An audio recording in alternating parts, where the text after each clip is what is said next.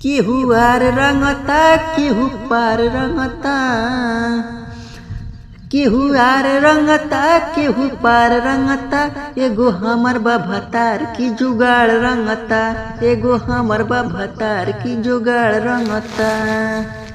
केहू लहंगाई चोली सलवार रंगता, एगो हमर बभतार की जोगाड़ रंगता, एगो हमर बभतार की जोगाड़ रंगता।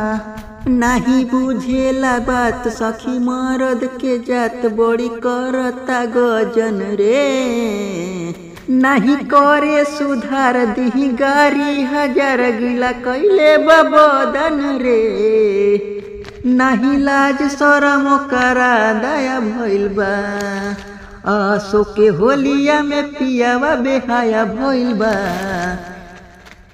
केहू ऊंचा खाला देखी रकतार रंगता, एगो हमर बभतार की जुगाड़ रंगता, एगो हमर बभतार की जुगाड़ रंगता।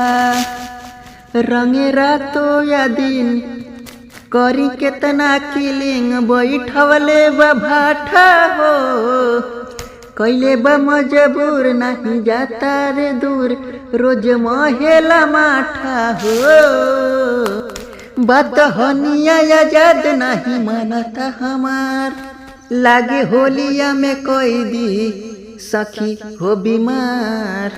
नरेंद्र देवराई बनल बाजार रंगता, एगो हमर बभतार की जुगाड़ रंगता, एगो हमर बभतार की जुगाड़ रंगता। मैडम आइए ना, आइए आपका जुगाड़ भी रख दे। कथी ओ गोविंद भैया म्यूजिक लगवा दी का।